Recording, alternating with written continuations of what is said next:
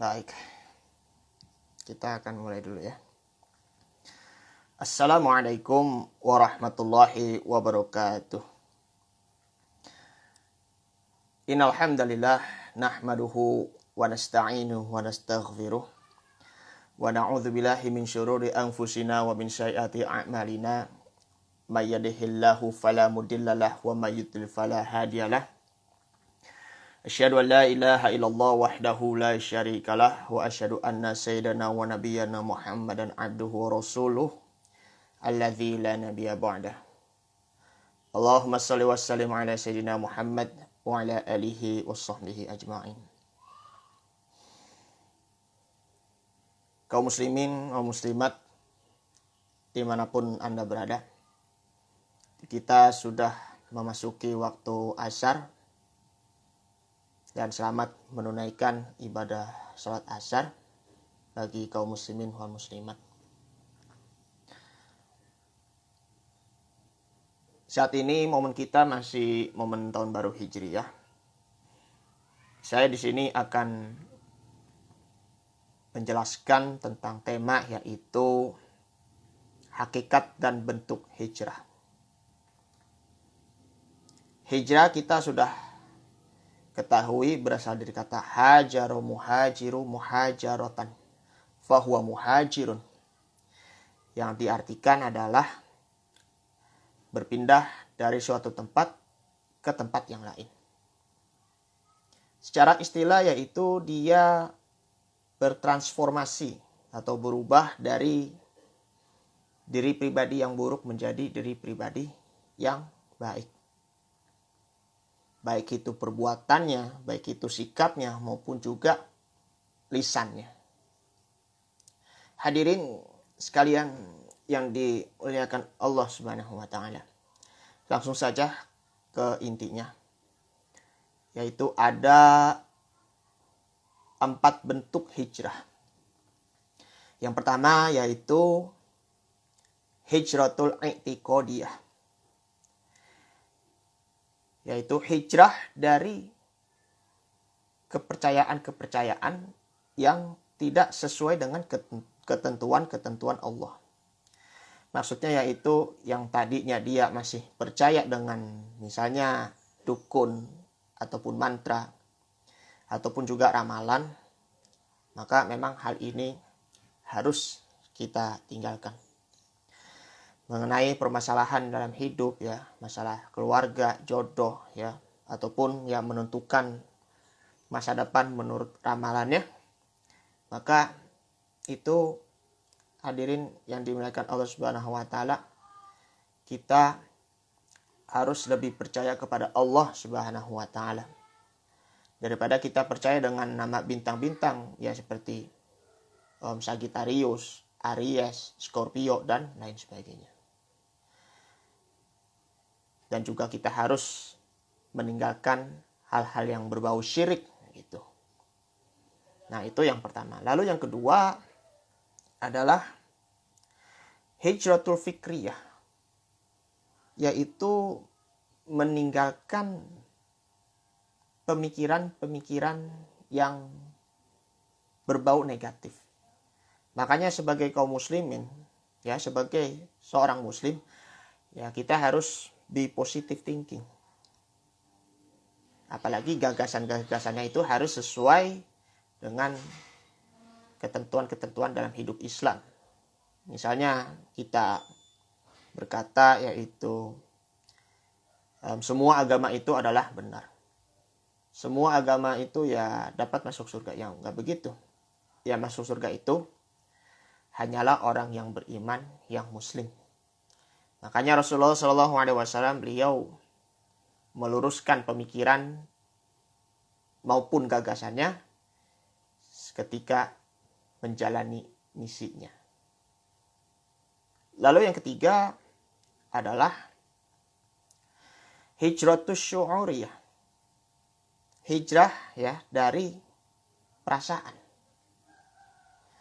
Setiap manusia ya pasti mempunyai perasaan. Allah Subhanahu wa Ta'ala memang menghujamkan ke dalam hati dirinya manusia, yaitu fa'alhamaha fujuraha wa taqwaha, dan Allah menghujamkan ke dalam hatinya manusia fujur. Fujur di sini ya dalam arti kedurhakaan, wa taqwaha, dan ketakwaannya gitu.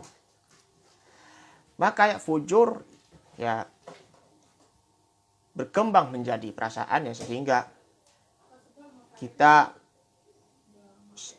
terlalu menuruti dengan perasaan begitu.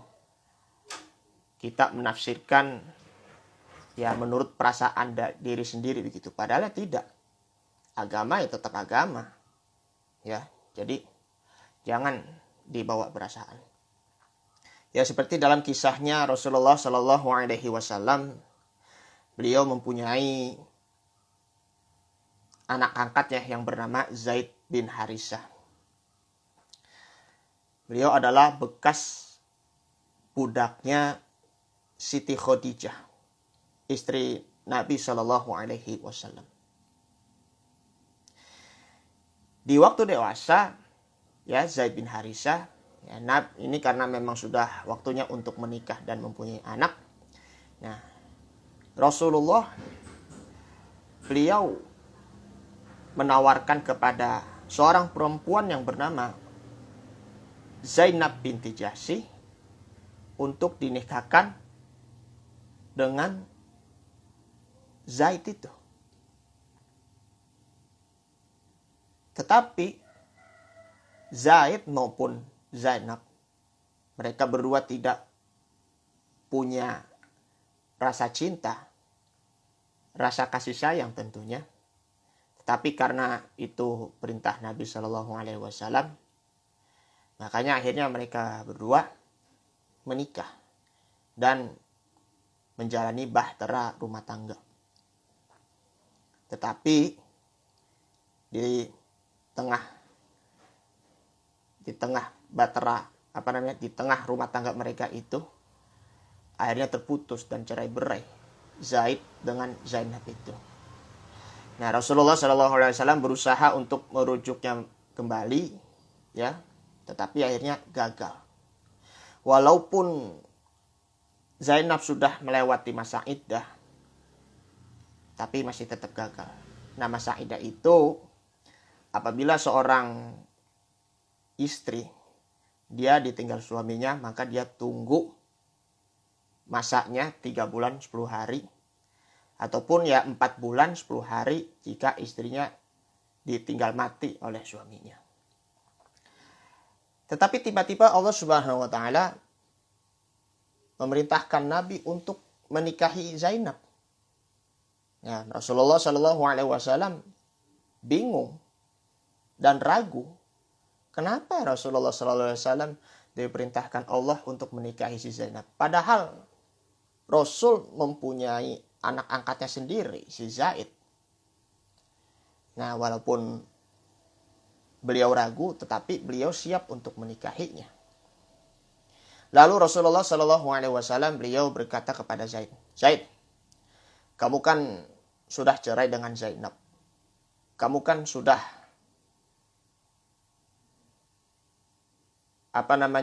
si Zainab itu dia sudah melewati masa iddahnya.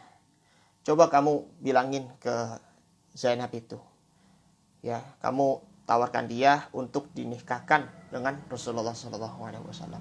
Ternyata ya si Zainab itu, beliau adalah mantan istrinya Zaid.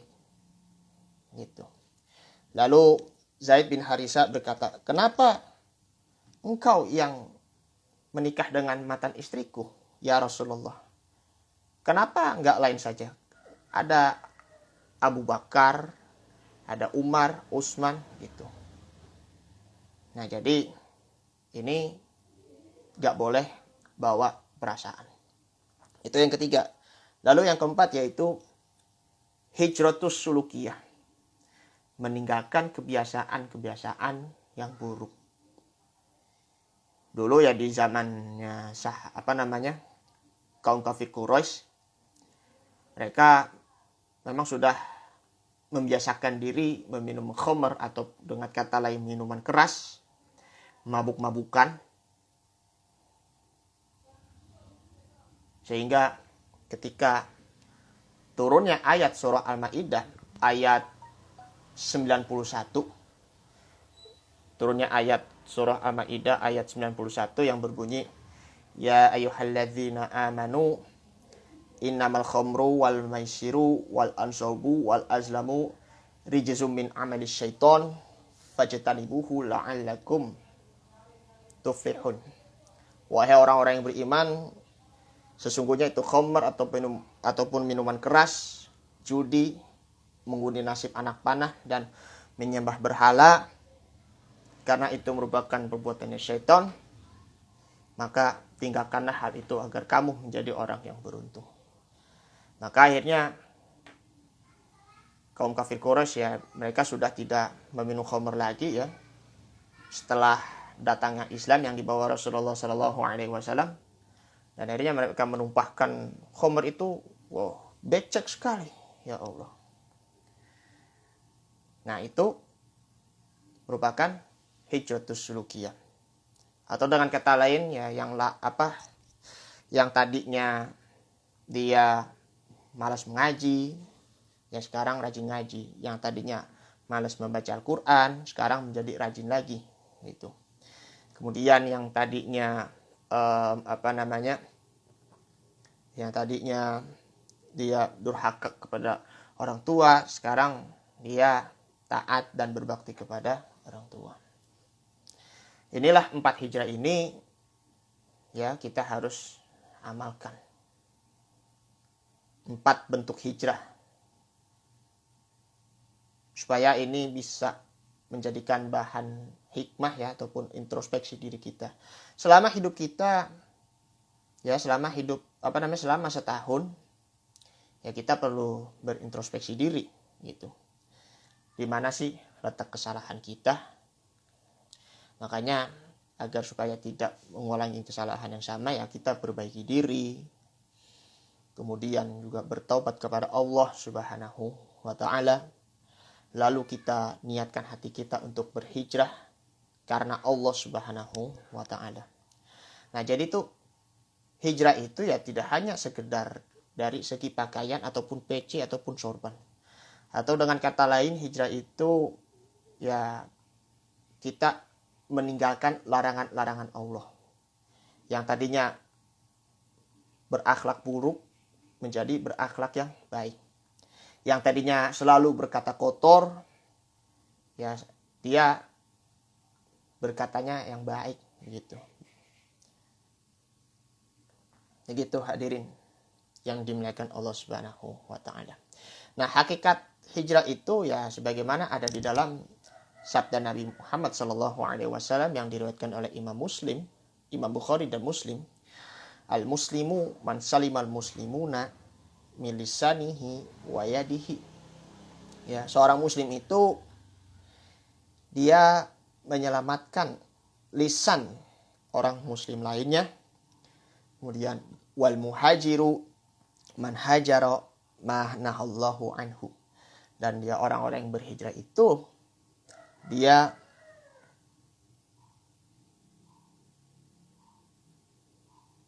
orang yang meninggalkan apa yang dilarang Allah Subhanahu wa ta'ala.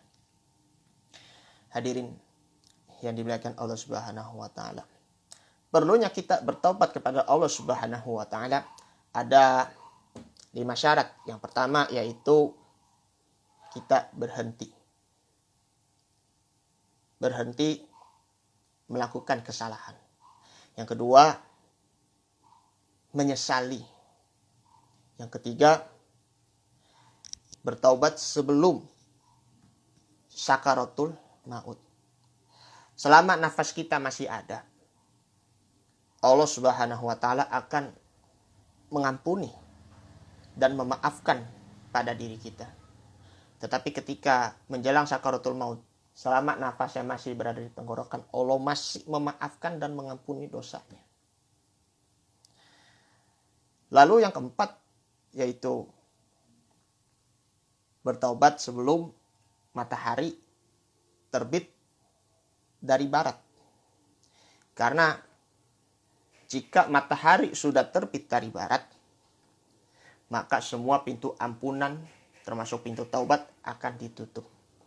Karena itu merupakan sudah pertanda kiamat kubro atau kiamat besar. Mantaba hatta tatla'a syamsa min maghribiha taballahu alaihi. Barang siapa yang bertobat kepada Allah Subhanahu wa taala sehingga mataharinya sudah terbit dari barat, maka Allah Subhanahu wa taala masih menerima taubatnya. Nah, lalu yang kelima adalah ikhlas. Kita bertobat kepada Allah Subhanahu wa taala harus disertai dengan keikhlasan. Kita rela bahwa kita akan diterima taubatnya oleh Allah Subhanahu wa taala. Kita akan mendapatkan pahalanya semata-mata karena Allah Subhanahu wa taala. Nah, disitulah 5 syarat bertaubat. Hadirin yang dimuliakan Allah Subhanahu wa taala, agar kita mencapai kebahagiaan hidup, ada 4 tanda kebahagiaan. Bunyinya begini. Ibnu Hajar Al-Asqalani, beliau menjelaskan ya dari kitab Nashihul Ibad, ya karangan dari Syekh Nawawi Al-Bantani, yaitu alamatus sa'adatil arba'ah. Nah, yang pertama yaitu dzikrudz dzunubil madiyah. Kita mengingat dosa di beberapa waktu yang lalu. Nah, ini merupakan bahan introspeksi, ya bahan untuk menilai diri sendiri. Begitu, supaya kita bisa perbaiki hidup kita perbaiki sikap kita, perilaku kita maupun juga lisan kita, gitu. Kemudian yang kedua yaitu nisyanul hasanatil madiyah.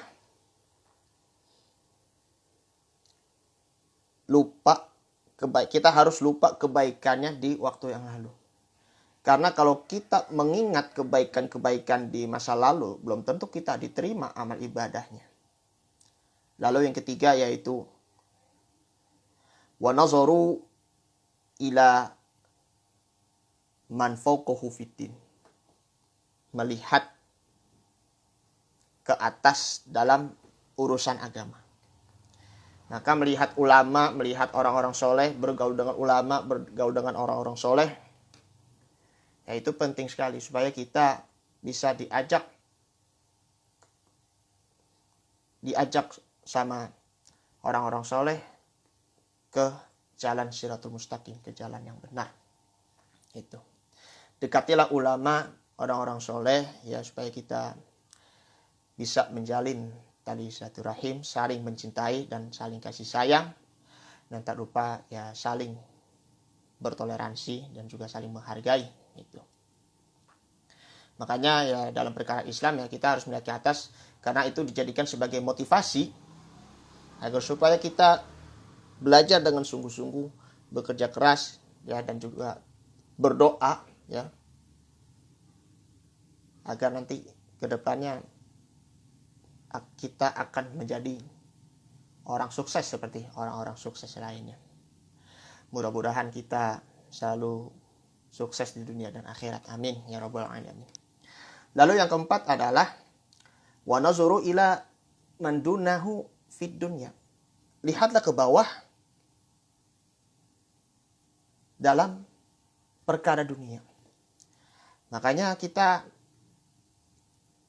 selalu melihat ke bawah agar kita bersyukur. Banyak orang yang lebih menderita dari kita.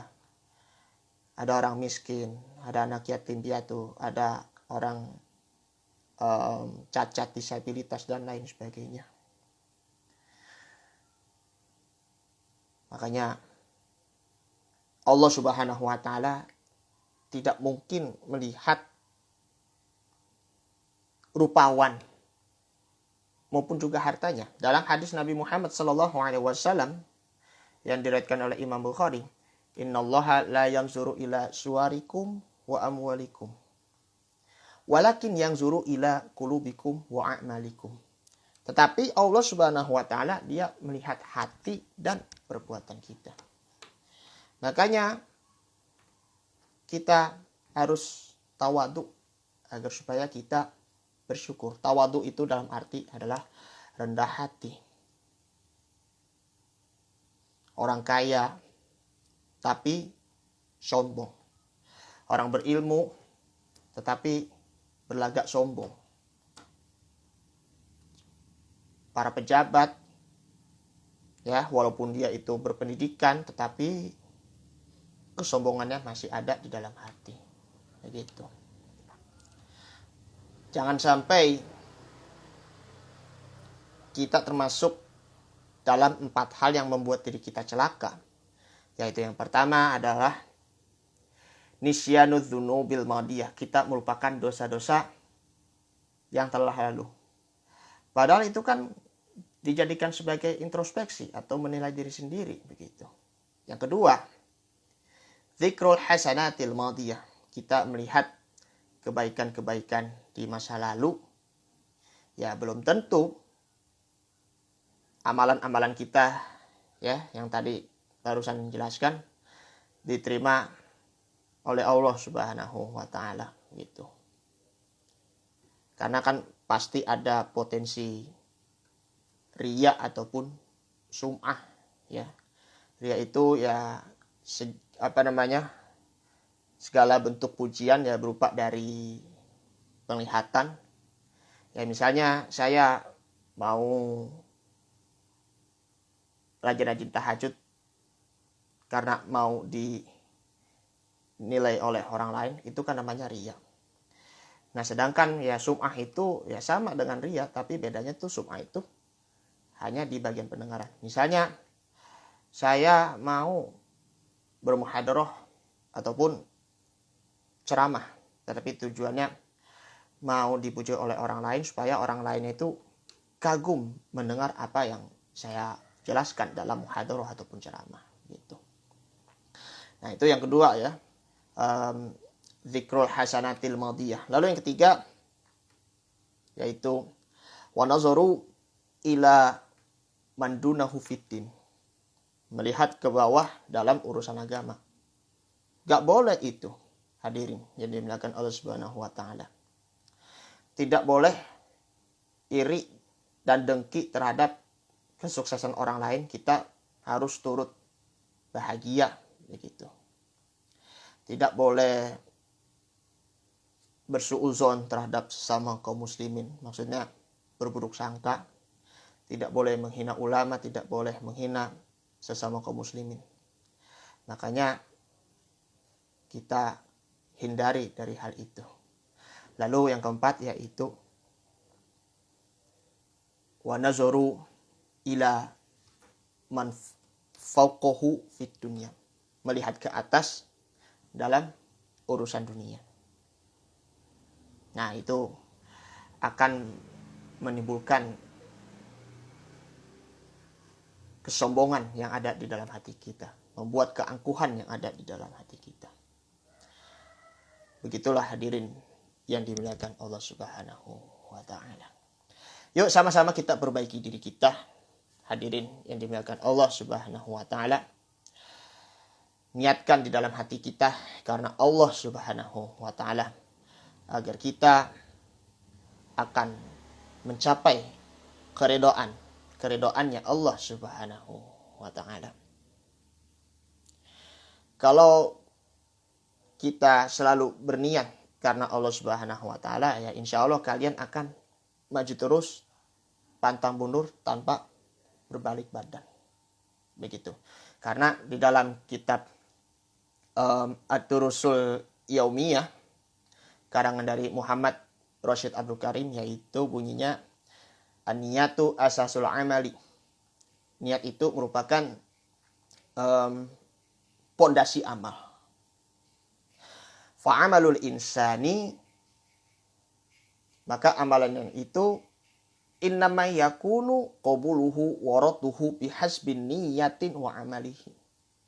maka itu akan dijadikan pertimbangan apakah niatnya maupun amalannya diterima atau ditolak, begitu. Faman amila amalan akhlasa fihi lillahi faqad thawabal akhirah. Barang siapa yang ingin melakukan amalan karena Allah Subhanahu wa taala, niscaya dia akan mendapatkan pahalanya akhirat. Misalnya mendapatkan pahala semata-mata karena Allah, gitu. Wa kana lahu 'ala sunnati qubilalahu. Dan begitu juga amalan atas sunnah ataupun kebiasaan, maka itu diterima amalannya. Namun sebaliknya, wa man nawa ghairallahi aw lam yukhlas wa ay yusyrika ma'ahu. Barang siapa yang berniat bukan karena Allah, ataupun dia tidak ikhlas dan disertai dengan penyekutuan ataupun kemusyrikan, fahuwa mardudun wa balun ala sahibi. Maka itu semuanya ditolak dan perihal itu kepada seseorang.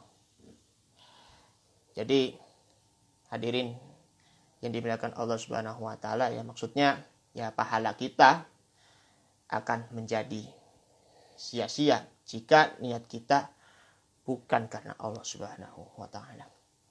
Ini saja dulu yang saya sampaikan. Mudah-mudahan ini bermanfaat untuk kita semuanya. Dan mohon maaf kalau ada kata-kata yang kurang berkenan, sikap yang tidak pantas maupun lisan yang tidak pantas, ya. Kata-kata maksudnya sama, ya. Selama setahun ini, ya mohon maaf lahir dan batin. Ya semoga Allah Subhanahu wa taala akan memberkahi kepada kita semuanya. Amin. Amin ya rabbal alamin. Hadanallahu wa iyyakum ajma'in. Assalamualaikum warahmatullahi wabarakatuh.